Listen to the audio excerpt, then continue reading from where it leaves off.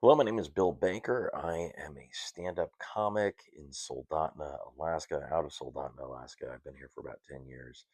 I am a divorced single dad and I live in a cabin. Also, I'd like to point out my life, in my opinion, I am way happier than I was for 2 years ago. So maybe that's because of that. Maybe it's because I don't drink. Maybe it's because I've got 7 or 8 other things going on at any particular time. For whatever reason, people come to me with issues that they're having in their life. Some of them romantic, some of them at work. It varies. It absolutely varies.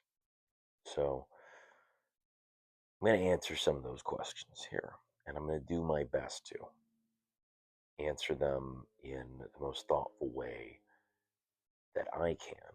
And if I can't answer it, if I don't feel particularly qualified to answer it, I am going to reach out to professionals on the matter and we're going to get to the bottom of it. We're going to find a solution to the situation because there are no problems.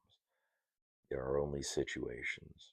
And situations are just things we've got to get through so that we can move on to the things that we want to do.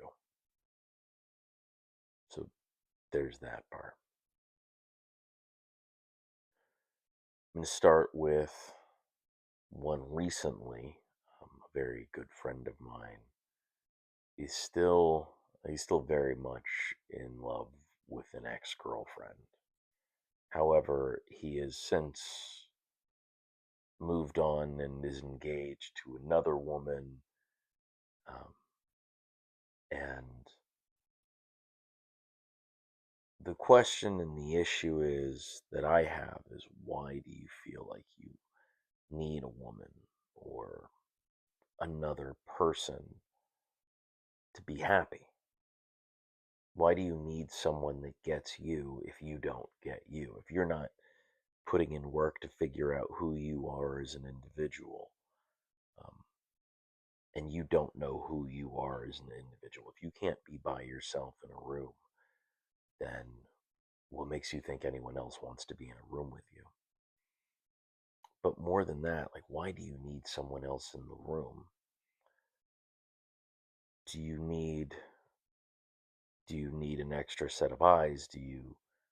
Is it just a matter of comfort, like a person is a blanket, not necessarily as a person? And so you kind of have to go back and you have to look at these things for yourself. Am I Do I need to be in a relationship because I need these things that I can't do for myself? Whether it's, you know, I don't know how to make a lasagna, but I know someone that makes a lasagna and they play with my balls. Or, do the thing I like, whatever. In that regard, what I'm saying is if you don't know how to make a lasagna, you don't necessarily need to look out for a person that makes a lasagna. The easier solution to that situation is just to learn how to make a lasagna that you like. All right, so I made rice. It was terrible. I figured out the portions that worked for me. A little bit more than 2 cups of water, a little bit more than a cup of rice, and I can normally get it where I want it in 20 minutes based on the method I've got, right? But based on what I was doing before, I had terrible rice. I just had to work on it. Trying to base your happiness on someone else's happiness is, well, we all know that that's a bad idea. We all know that that's probably a thing that we shouldn't do, but it's something that we all do. It's a comfort issue. We find comfort in this thing, and a lot of times in relationships, that comfort is a sadness, right? But it's a comfortable sadness. We've gotten used to this thing in the room that is with us, that is, I don't know, whatever it is. But when you no longer have that thing in the room, you can address why it was scary, and then you can fix that. With regards to a mate or a person or a significant other, really is the juice worth the squeeze? Are you happier by yourself than you are with another person? Can you get more done of the things that you want to do?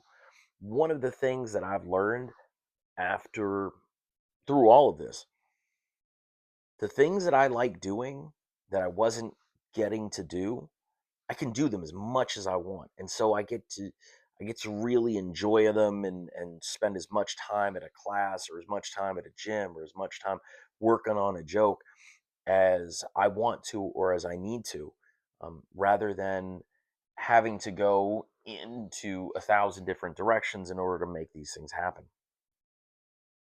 Meanwhile, half of my life is based on trying to make someone else happy that is also not comfortable in their own skin.